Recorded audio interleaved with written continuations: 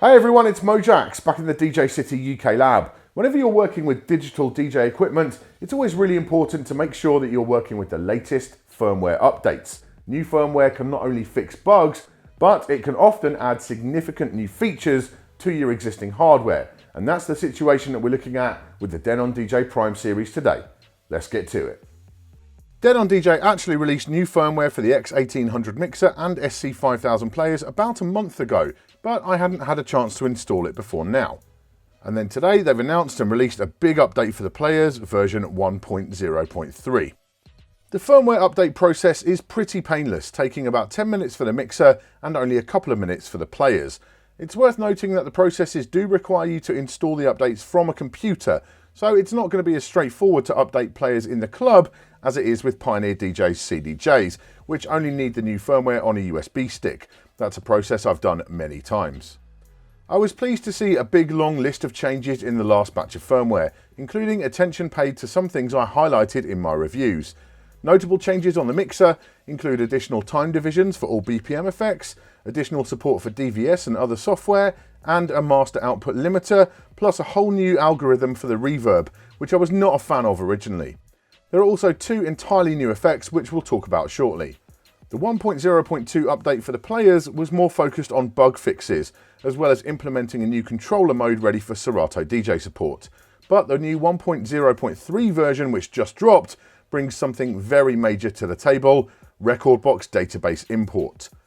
How does that work? Very simply. You connect a USB drive or SD card to the player which has been prepped with Rekordbox. Then you hit yes when the player asks you if you want to import, and off it goes. It imports all your playlists, plus hotkeys and memory loops as well. The speed it goes will depend on a number of factors like the size and type of files that you're using, plus the speed of your drive. Denon DJ reckon it can import up to 300 tracks a minute with a USB 3 stick, and so my 4,000 tracks on a fairly fast SanDisk Cruiser Fit 3.0 drive, taking about 12 minutes, is about on the money. Not bad if you're plugging in at soundcheck, but not hugely practical during a hectic changeover, although smaller libraries will make that more feasible. Once it's finished importing, everything shows up as you would expect. Another limitation to note is that the player does need to analyse the files for beat grid info, which takes a few seconds after loading. But as with any unprepared file on the SC5000s, you can start playback and mixing right away anyway, whilst it's analysing. The great thing is that all the Prime library data is written to its own folder on the drive, which means your Rekordbox library is completely unaffected. You can happily use the same drive on both platforms from then on. One thing I'd suggest is that after you've done the import process on the players, you then load up that drive in the Engine Prime software and analyse all the files on that drive in the software. That means you can have a drive fully analysed and ready to rock on both CDJs and Prime players. Totally killer. A quick look at the new effects on the mixer as well then. The Hall Echo is a bit bonkers, but can add an interesting dimension to your sets.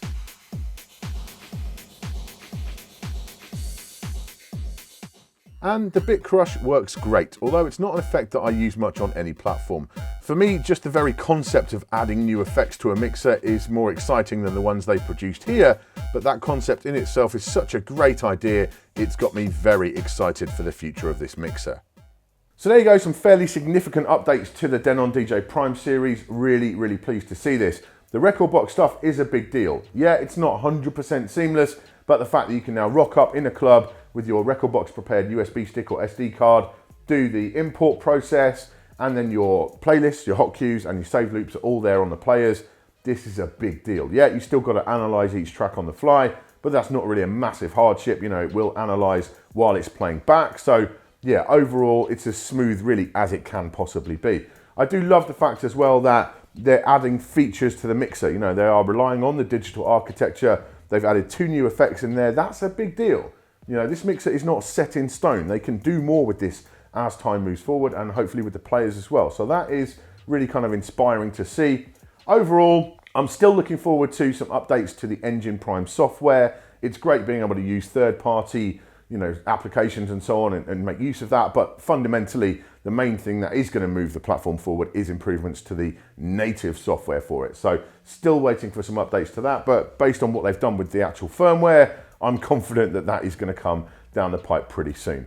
Overall, yeah, if you have these players, make sure you update. If you have the mixer, do that first. That's the rule. You've got to do the mixer, then the players.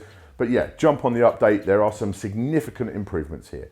Thank you for watching today. Make sure you subscribe for all our future tips, tricks, and product reviews. I'll see you soon.